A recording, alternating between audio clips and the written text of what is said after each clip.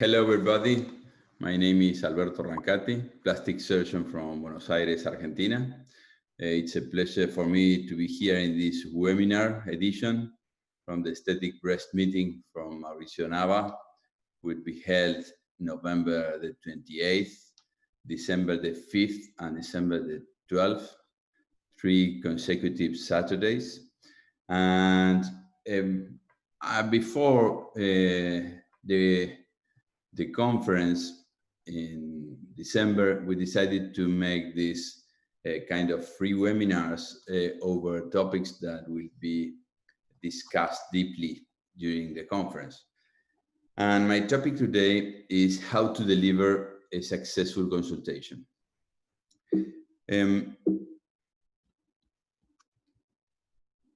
Usually, when you were a kid, you are a doctor today, and you are practicing plastic surgery, but you were asked what you want to do when you grow up. And your answer was, I want to be a doctor. Why? To help others and to be trustful. And during our medical school, we are always told that our life will be a sacrifice if we choose this career, that we'll work and study 25 hours a day, that we are healers, that don't even think about money because this is your vocation and this is what you are born to be, and you must give up your life for the profession. But we decided to go into plastic surgery and reconstructive surgery, and this is something a little bit different as this kind of doctors. And if you go to private practice, and this webinar is dedicated to those who are entering in private practice, or you are trying to be successful with your private practice. So all of this information is a little bit different because if you want to grow a successful practice today, you need to know a lot of things that are common sense. They are not magic, but it's not just to have skillful hands.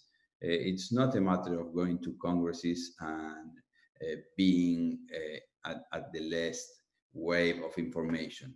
You need to know about technology. You need to know about taxes. You need to know about managed care, about the atmosphere of the place where you are working, the time you dedicate for different aspects of your profession. You must take care of your personal image. Perhaps you must hire a PR. You need to know something about competition, and you need to know today about social media. So it's not just doing a good surgery if you want to be successful. So a successful practice today is like running a business. And like it or not, you can be very well trained, you can have very good results in your patients, but to be successful in this activity and to earn money in this activity, you must know how to run this business, which is a very particular business, and there is not so much written. So I will try to give you some tips I have learned during my 30 years career.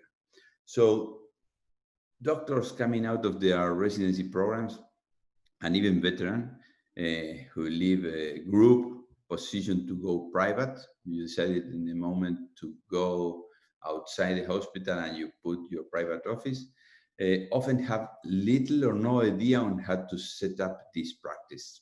And this is one of the principal causes of failure for this. So you must have different focus, first of all, to be successful in this activity. What is to be focused? You must begin with the end in mind. What I mean with this? You need to imagine, to figure out how you want to live and how you want to have your practice. So it's not a matter of chance if you are successful. There is a lot behind of that. And the first thing is to focus.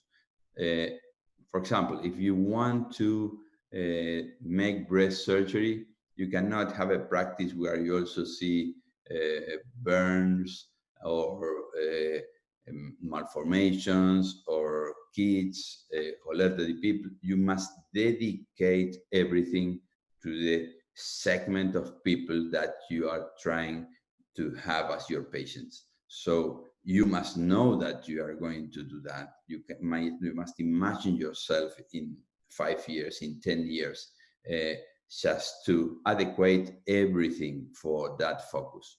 And that's why you must begin with the end in mind. You must know what you want to develop. If not, this will not happen. You can't get what you want till you know what you want. So you must know what you are looking for. Second, train hard. In the military, they say that hard training, easy battle. And here is the same. You must be very good in what you're doing. So train hard if you are going to be recognized in, for example, breast surgery, reconstructive or aesthetic. But you must have the whole information. You must know about oncology. You must know every new technique. You can answer all the questions. And like this is how you make the hard training.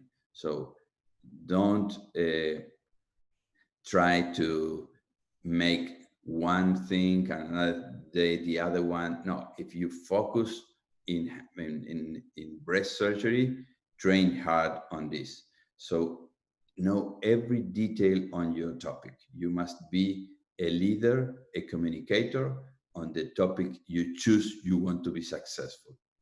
Then number three, I would say delivering credibility.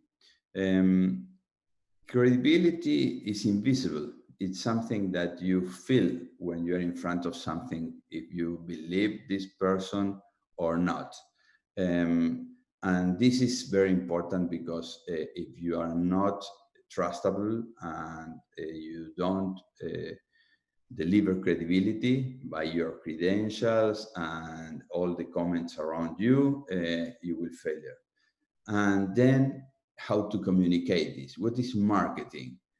Having everyone around you aware of who you are and what you do. Superman, he doesn't need a presentation. Everybody knows who he is and what he does. Okay, this is what you will have to do and to have in mind. So everybody around you knows you and recommends you.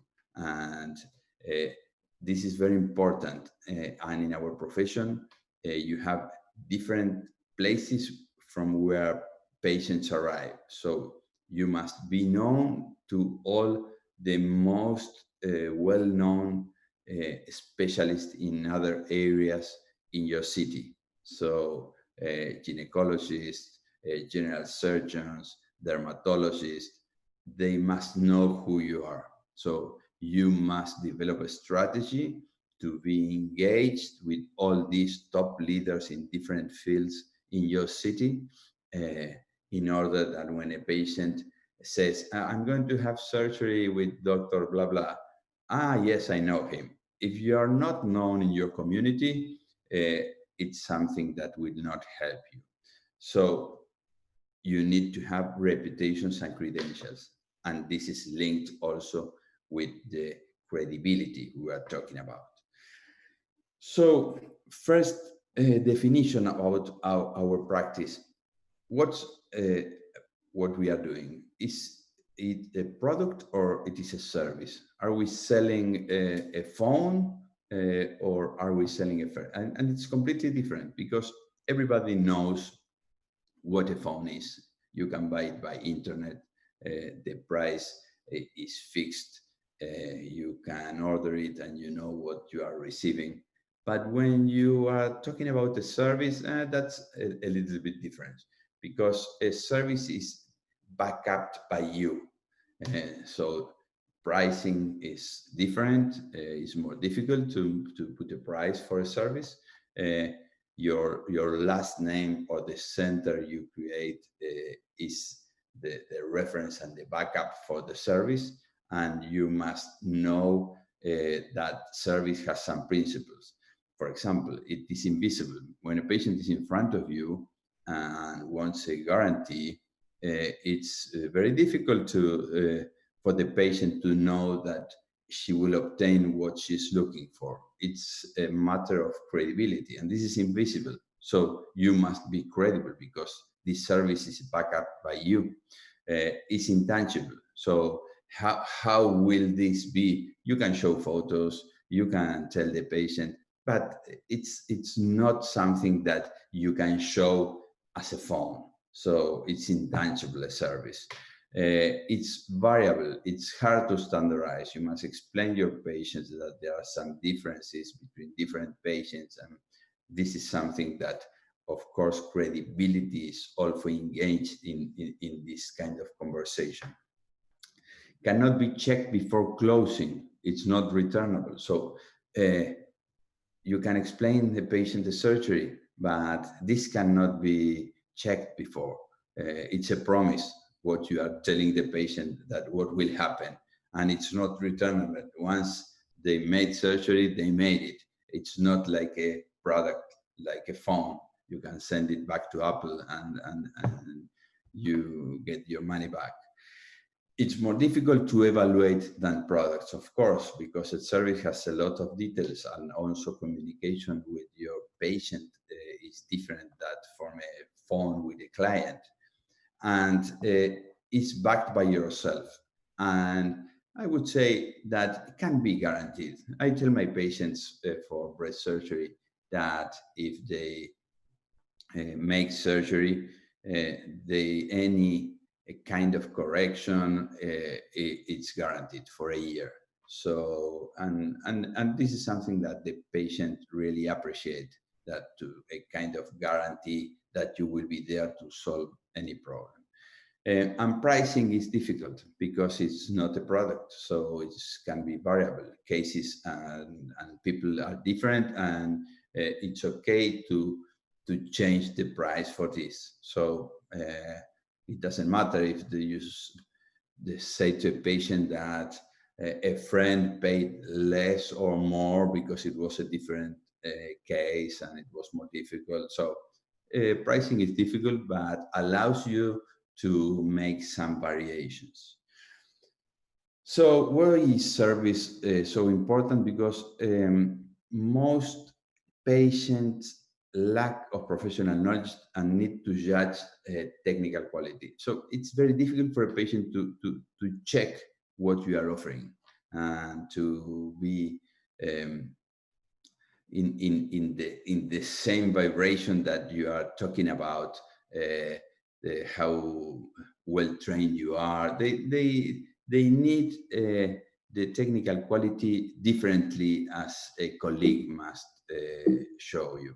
So patients can see and feel service quality because they know what quality is. And the service components play a big role in patient satisfaction and decision, not only the technical points of what you are offering. So they have the perception of quality, and this perception must be the perception of excellence.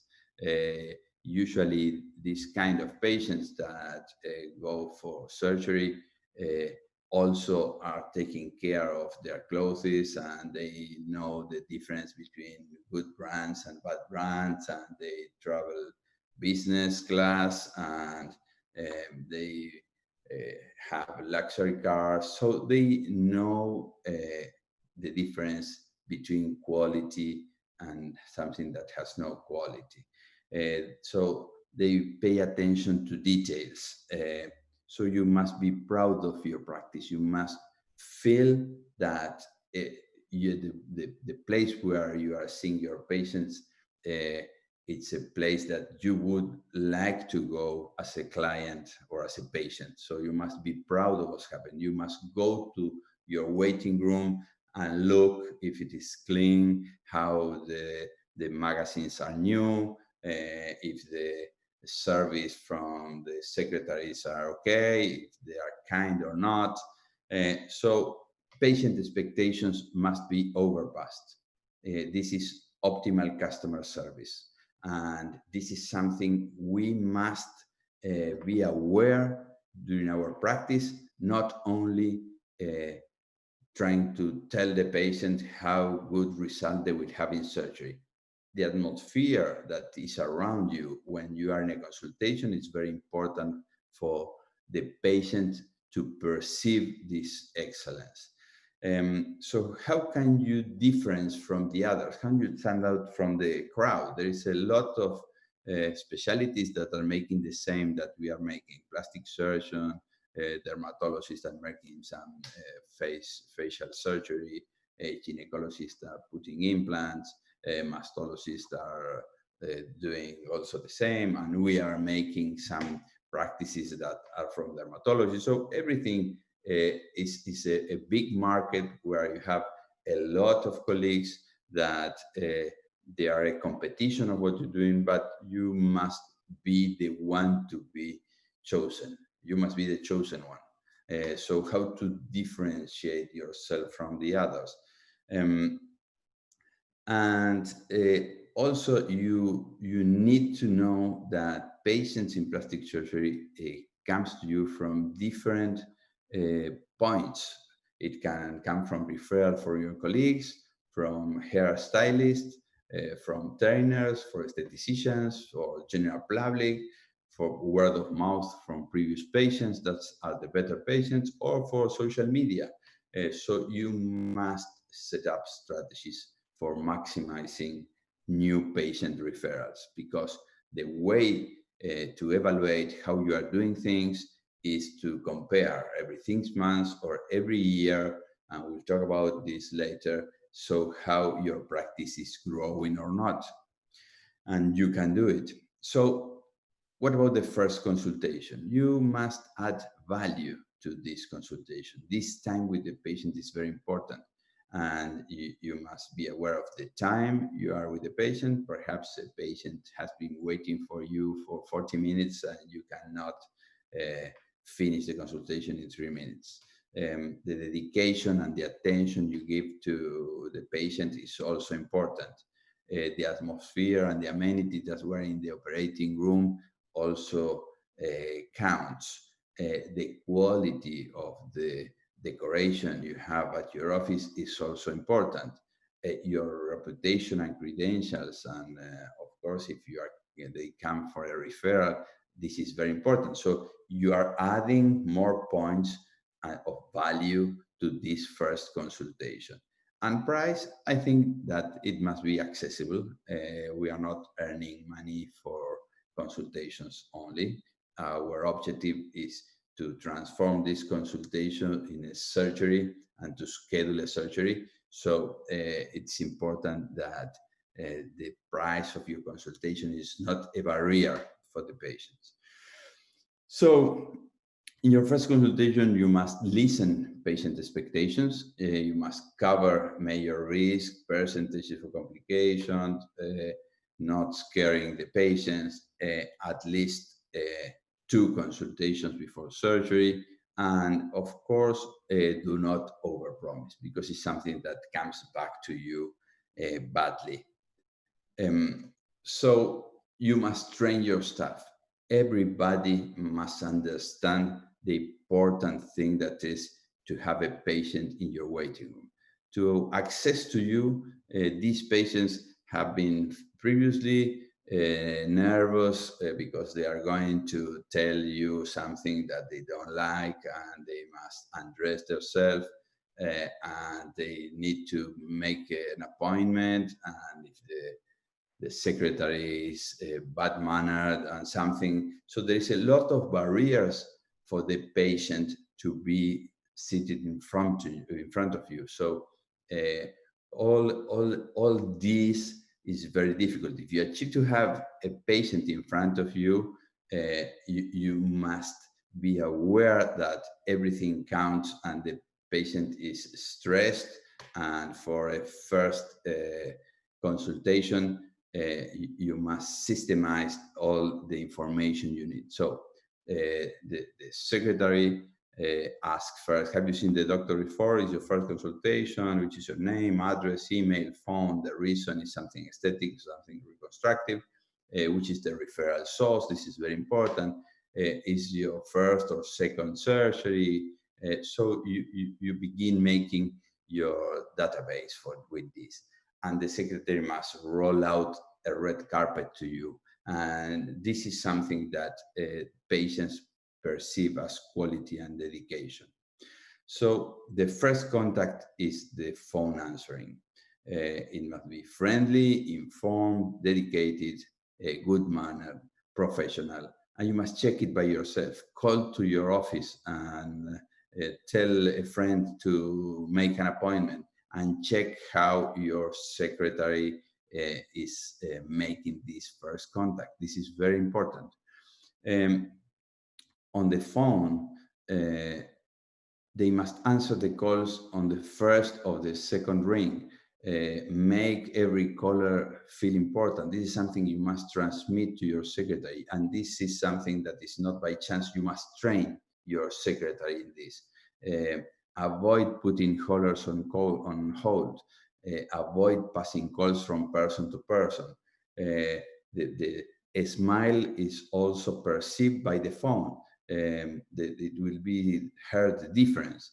And 65% of patients who seek care elsewhere, that go to another office for looking for the same, do it because of staff discourtesy. So if all this effort of the patient to reach you is down because your secretary makes a mistake over this first contact in the phone, it's a pity. And you have all this machinery of amenities. You put an apartment to be your office, you hire a secretary. This cannot happen, but you must check it. If not, if you don't check it, perhaps it's happening and you don't know. You must check it for yourself. So the secretary must engage in conversation versus answering yes, no, perhaps, could be. No, they must engage in conversation with the patient. They be able to comfortably talk about cosmetic practice. The secretary must know what you are doing and ask the patient if she wants a consultation. And they must make the patients feel important. They must recognize their name when they come back to the office after the first call. So they must have the accurate information to answer the questions. They must be able to solve problems. They must monitor the waiting room. They must monitor what's happening. Perhaps the personality of the patient is important to be checked. And if my secretary, if she noticed a personality that is a little bit conflictive or problematic, he puts a red dot on the chart, and I know it beforehand. So they must be monitoring the waiting room. The patient must feel that everything is fulfilled. The secretary must remember the conversation with the patients and smile to every, you know that in hotels, there is a 3 meters rule that everything that is around 3 meters, you smile.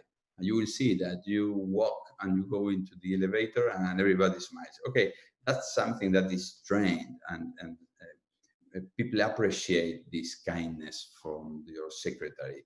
So you cannot have a dog as a secretary that the patients don't want to, she's working against you instead of helping you. So you must check this by yourself.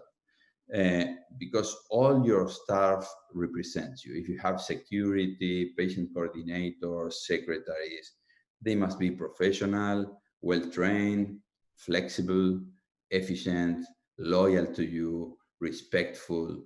They must cover all functions one from another. and they must be aware of the etiquette rules. So put a smile on their face. This is something that pays off, and it's not something so difficult to achieve. So what makes the difference?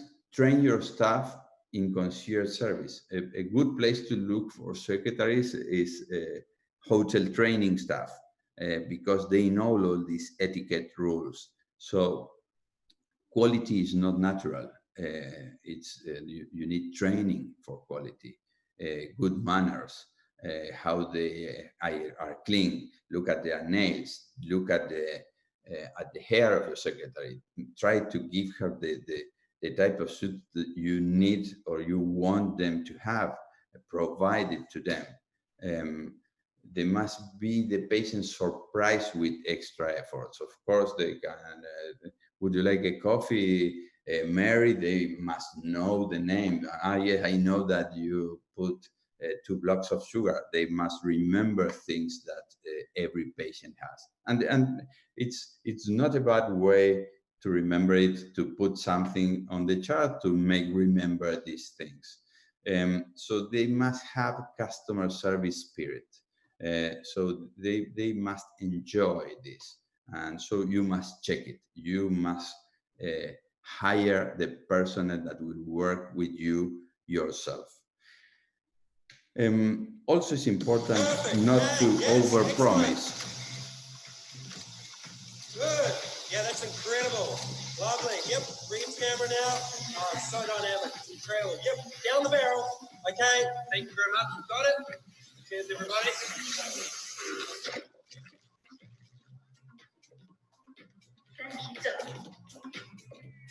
So you must tell the patient the truth.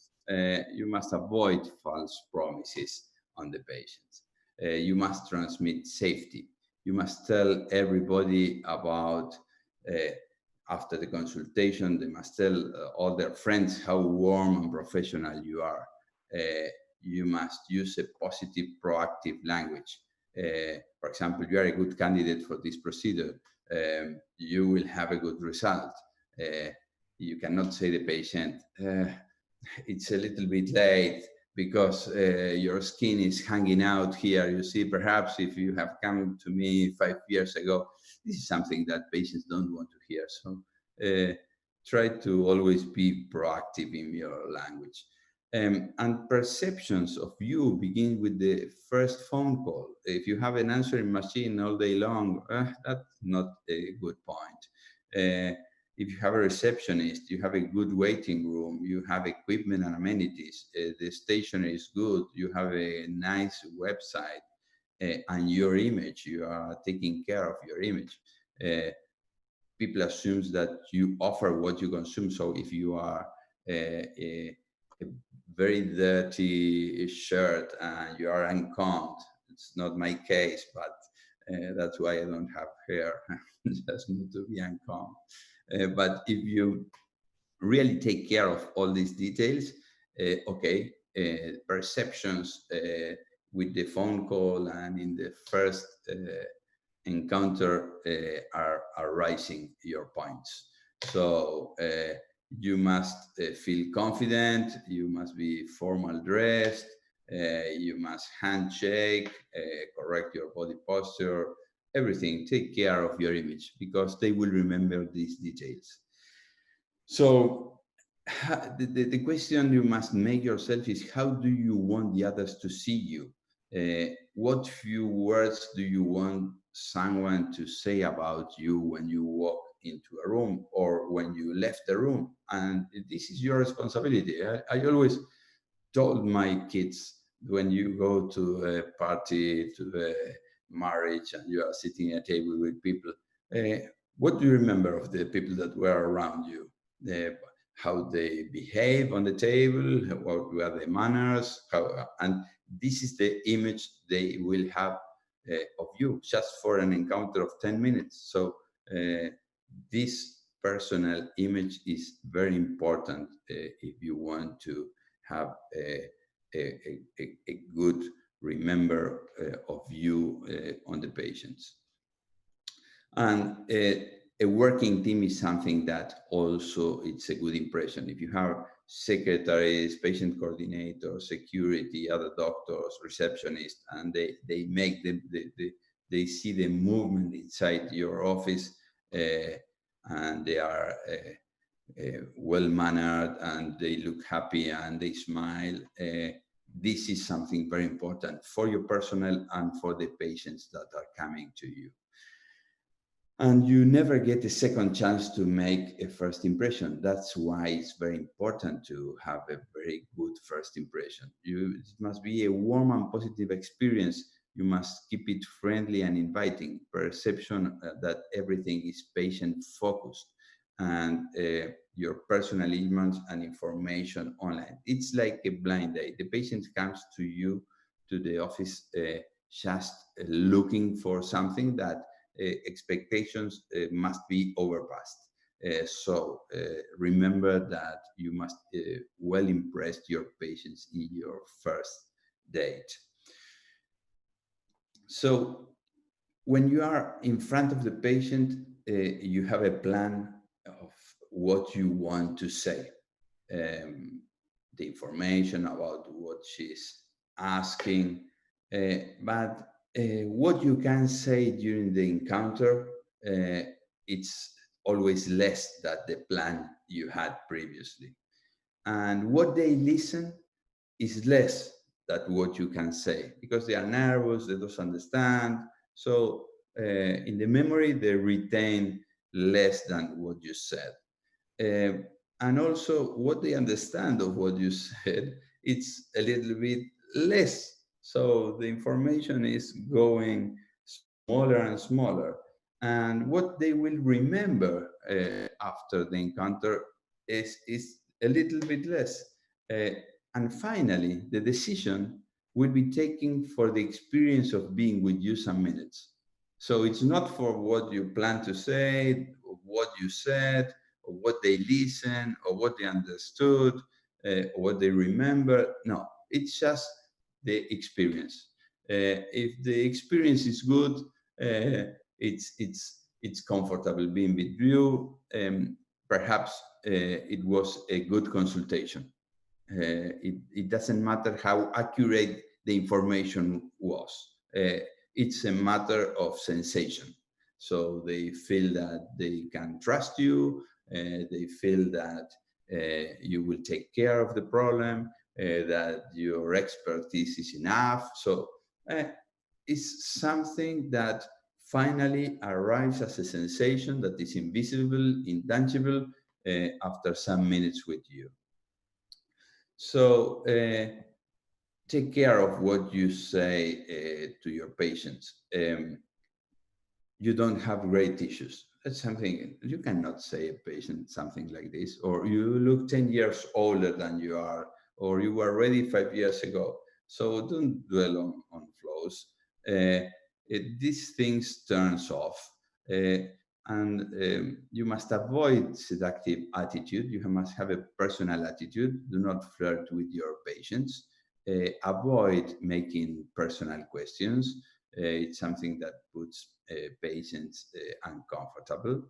Avoid judging other colleagues' outcomes. So bite your tongue. Perhaps you see something that could have been done better, but you cannot badmouth a colleague.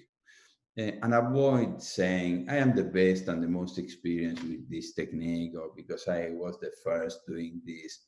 These are perceived narcissistic attitudes. And plastic surgeons, we have a lot of this narcissistic attitude. We must work on trying to avoid them.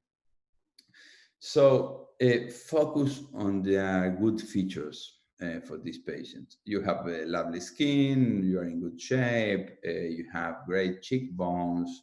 So compliment people, magnify their strengths, not their weakness. So because the things are not how you say, but how the other one listen it. And the patient, will listen this as something bad, not something good. So avoid taking phone calls while you are with your patient, especially regarding another patient. Confidentiality is very important. Let the patient undress alone. So you cannot say to the patient, okay, take out your clothes and you stay looking at this. No, you give her a cover and you will leave the patient alone, and then you re-enter with the nurse. Avoid examination in front of residents or colleagues. If you need to be someone present, is the mother or the sister or the nurse, but not in front of a colleague with your patient nude in front of you. That happens in hospitals, and you must forget what you have seen in hospital training. In this private practice is completely different. And do not talk with the patient undressed about how is the surgery, because they are stressed, they feel uncomfortable. So give the clothes to the patient and wait the patient in the other room, and then you talk comfortably, because they don't listen when they are nude and you are touching and showing. So be care of these details, and never leave the room until the conversation has come to a close. Do not go out of the room talking to the patient while she's dressing up. So make it comfortable, make it with quality, and do not guess what the patient can. ¿Quieres un poquito de vino? No, no, gracias. No, mañana me hago una pequeña cirugía y el médico me dijo nada de alcohol. Muy bien, y es una pavada igual. Una prima mía se lo hicieron, mira, te hacen un tajito acá, te la levantan como si fuera un capó y te liman, después te cierran, te cosen, te queda pero divina. Hermosa la idea. Me opero de amígdalas. So do not guess what people come from to your office.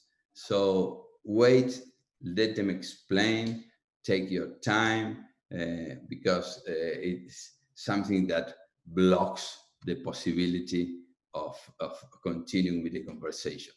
There are some characteristics, specific characteristics with the plastic surgery patient. They know exactly what he wants before the consultation. It's not like a patient that has an abdominal pain and comes to you for a diagnosis. No, this kind of patients knows exactly what they want before coming to you.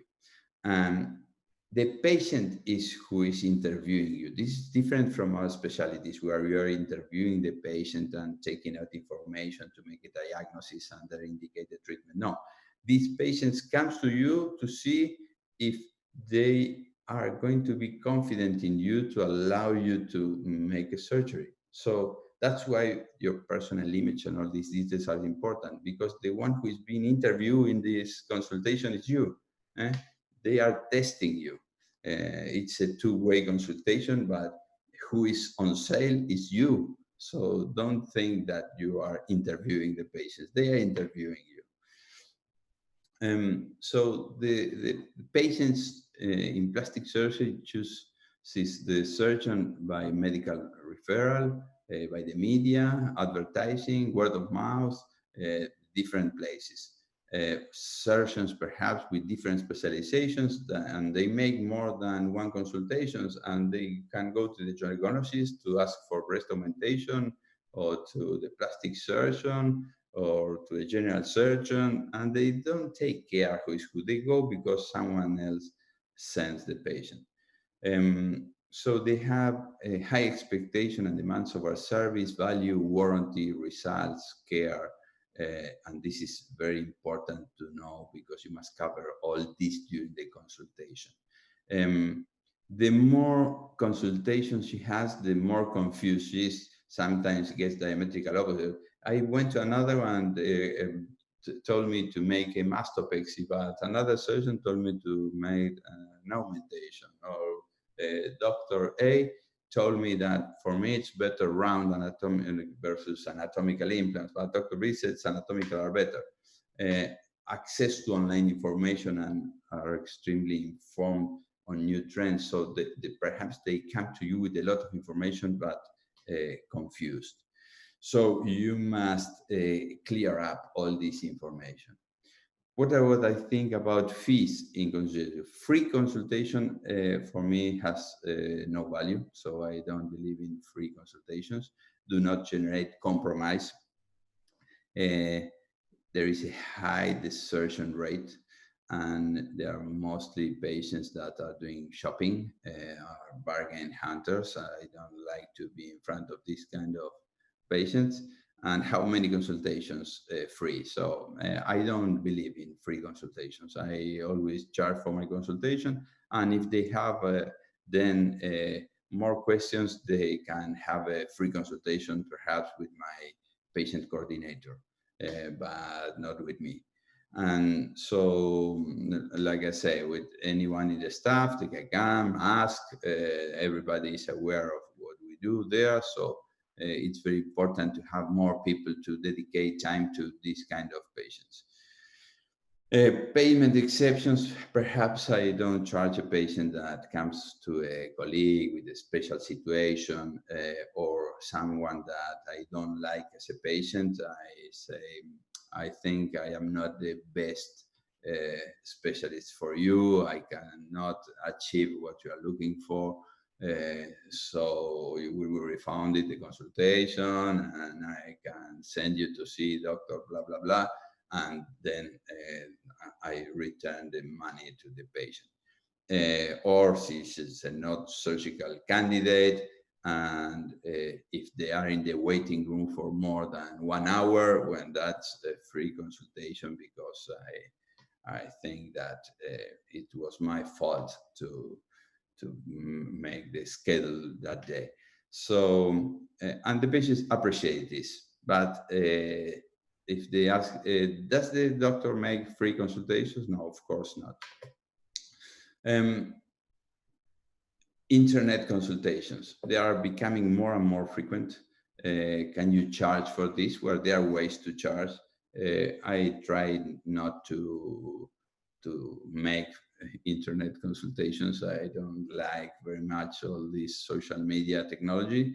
But if I get in touch with the patient by one of Zoom or FaceTime, okay, I ask them to send me pictures by email. I keep copies, and usually this happens with patients that come from abroad or another city.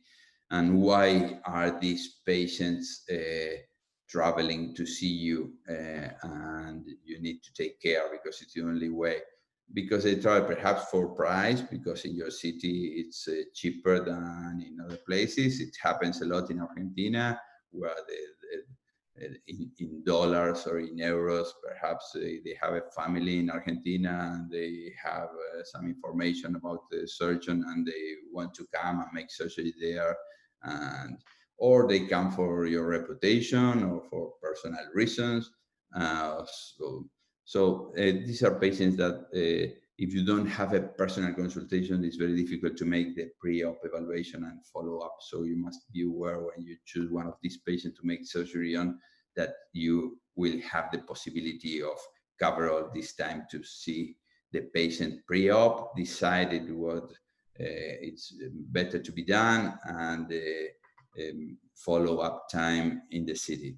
So you must arrange everything for the patient to remain in your city while they are in the post-op.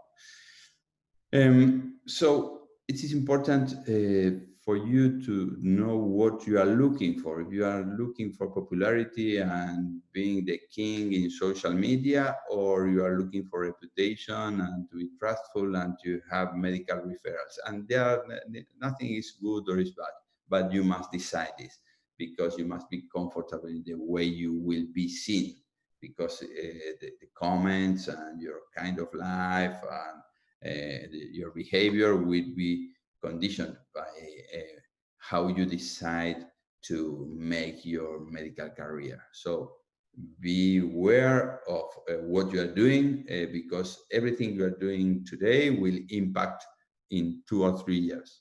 Nothing is instant. So if you are looking for reputation and credentials and how you want to be seen is like this, it will take some time. And also if you are looking to be popular in social media and you don't care about referrals, you want instant shoppers, okay, that's another road, but they are not compatible. So try to give the best service to your existing patients, because this is internal marketing. They must feel belonging. They must want to return to you. They must perceive your effort. You must be aware of the needs to give them a different service. And being with you must be enjoyable and relaxing and comfortable. So if the patients that comes to you are from other cities, you must post a special policy on your website to attract these patients from outside your geographic area. And if they are traveling for different motives, you must implement a system to handle recovery accommodations for them. Second consultation, when they come back, you must recognize immediately your patient name, when you saw her for the last time. You must personalize the conversation over what has been talked before. So you cannot say, hey, yes, hello, you were Mary. No, Nancy. Ah, sorry, Nancy. No, that's the alarms must be loud if you are making these kind of mistakes. So, treatment indication. Patients want your guidance and expertise and will comment on what you say. So be careful if you are too aggressive in the approach in your first consultation with the patient, and also not be too conservative, because if not, they feel that they will not get improvement. So you must balance the information and do not be indecisive. So you must be clear of what you are telling. You must try to catch the kind of personality, if it's timorous or not, or what is the hurry of the patient. So you must serve the consultation trying to catch what kind of patient you have, and taking care of the words you use, not to scare your patients. So explain everything. Don't assume that they understand. Do not use medical terminology, supra, infra, medial, distal, cephalic, caudal, because patients lost the track in the middle of this. So also this position of leave it to me, they are fear of losing control during surgery. So it must be shared decisions with your patients. You must involve them in the decision of what to do, and confirm they are following in the topics before you move on to another one. Be careful with patients that comes in pairs, husband, wife, sister, boyfriend, girlfriend, mother-daughter, mother-son. You never know the dynamic of the relationship when they are in front of you. So you must try to be alone with the patient just to check if it has any other information. Suggest a solo visit, or move to another room if you want to talk or be alone with the patient. And be aware of these situations, because they are a way of losing your patients. If you keep your patients waiting hours in your waiting room, it's a very difficult for the patients to access to you. If you don't answer to phone calls, you never admit limitations, or you are a Don Juan doctor flirting with all your patients, or you have obvious money interest, these are turned off for the patients. This is a wonderful book, Behind the Cosmetic and Plastic Surgeon's Mask, where it says all the dark side of plastic surgeons. Because your behavior is very important. If you failure to explain, you are rude, disrespect, arrogant, not listening to your patients, materialistic, over-promising. These things will make your patients to plot a revenge on you. They will talk bad things about you. And also the God complex. This is something very, very usual to feel that we are who decides between life and death. And let me show you one clip from a movie, Malice.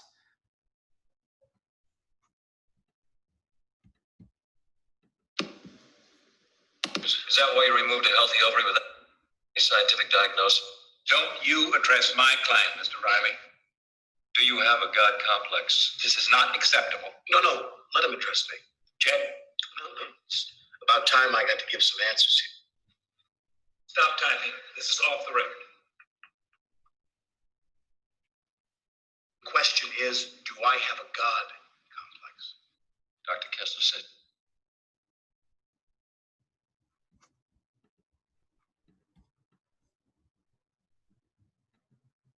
Sorry, let's go again. Is that why you removed a healthy ovary without any scientific diagnosis? Don't you address my client, Mr. Riley. Do you have a God complex? This is not acceptable. No, let him address me. Jed? No, it's about time I got to give some answers here. Stop typing. This is off the record. The question is, do I have a God complex? Dr. Kessler says yes. Which makes me wonder.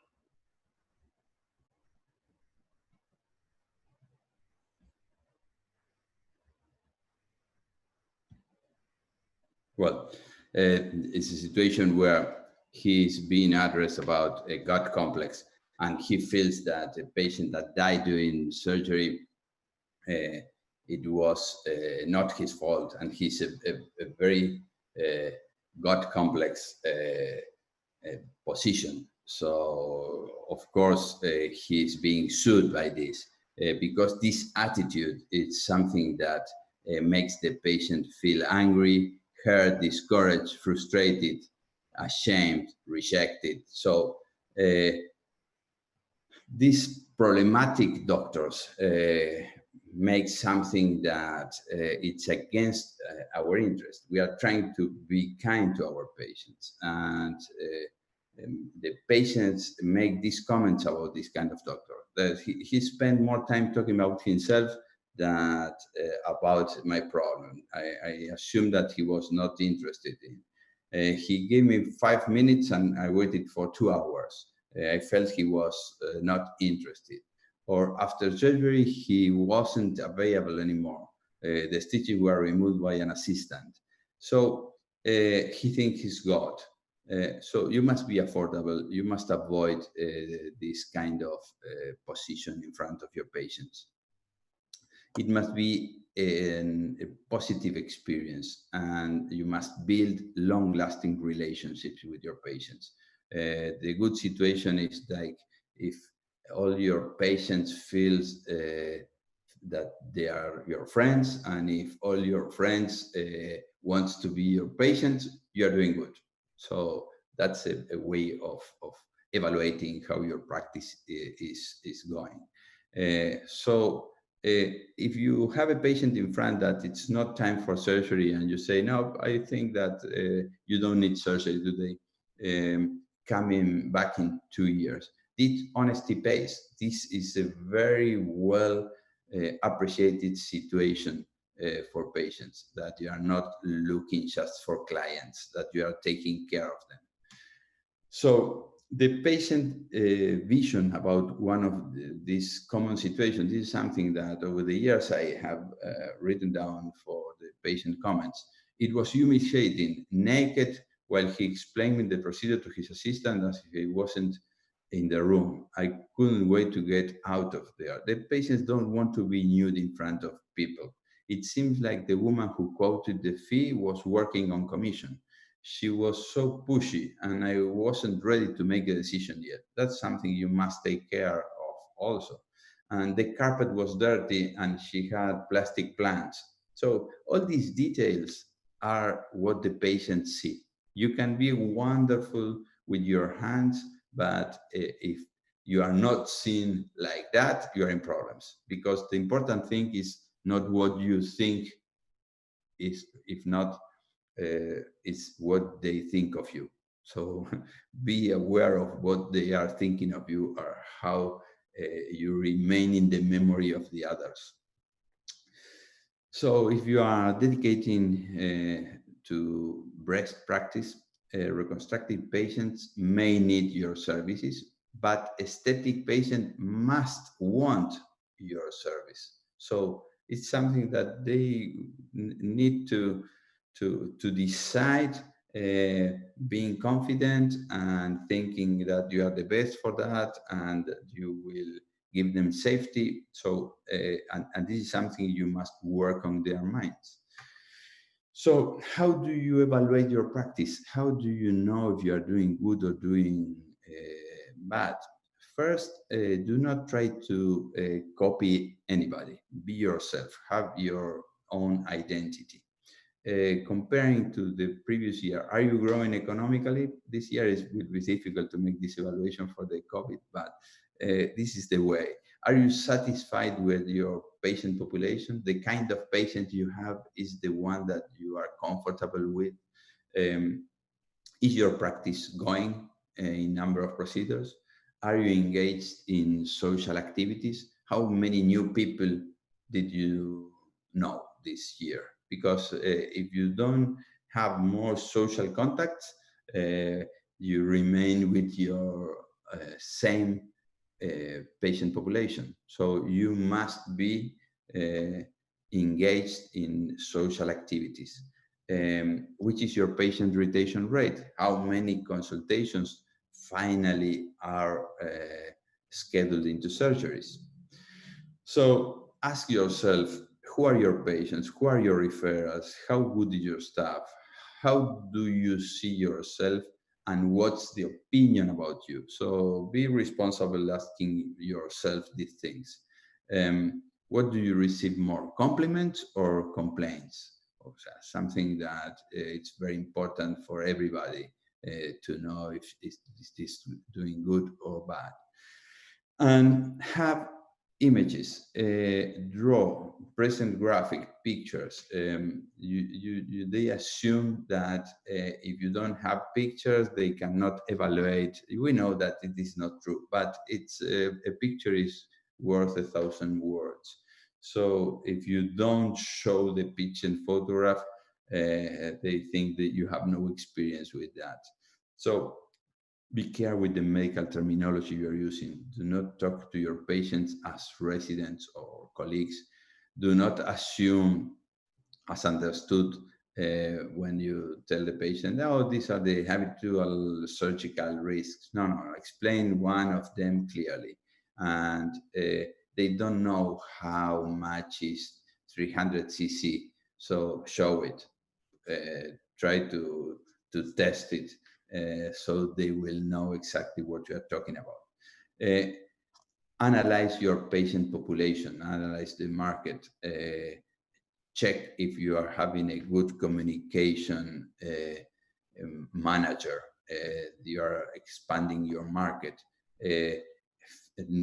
You can hire a PR if you don't know how to do it and how to be invited to social activities in your community. Are you using new products, laser, skincare, Botox fillers, or just dedicated to surgery? Do you need to introduce something extra in your practice? You must check your position and increase your reputation over your patients. And if you have something bad, you must work on any negative image. If something bad is being said on you, do not think that it's something that it's it doesn't matter in your practice. Everything that is a negative image impacts on you, and you must work on it.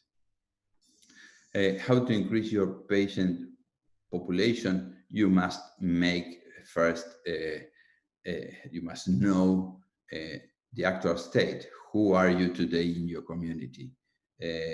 Okay, you need to be more engaged in breast surgery. Okay, that's the focus area. You must dedicate your effort to that. How to reach there? That's the strategy. So you must know your actual state, focus the area you want to go, and plan your strategy. And you must be and feel comfortable with that strategy. Perhaps you don't feel comfortable being on social media, because that's not a good strategy for you. Perhaps you are a good giving conference in the medical sector, and that's good for you, and you must put your effort on that. So you must be comfortable on the strategy you choose.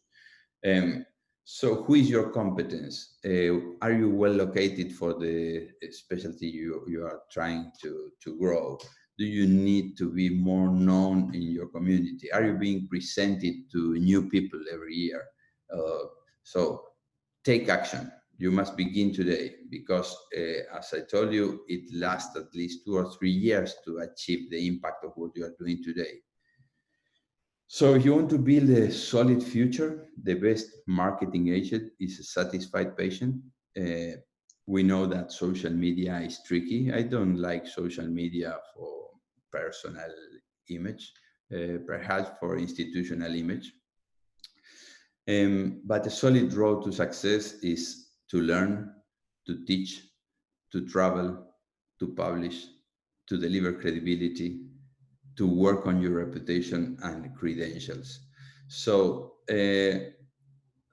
last thoughts for junior surgeons, the importance of your other half in your success. This is something that nobody tells you, but it is important who is your wife, your girlfriend, your husband, because jealousy, non-social behavior, scenic panic, bad manners, indiscretion, these are things that will go against your growth in this activity. So you must choose.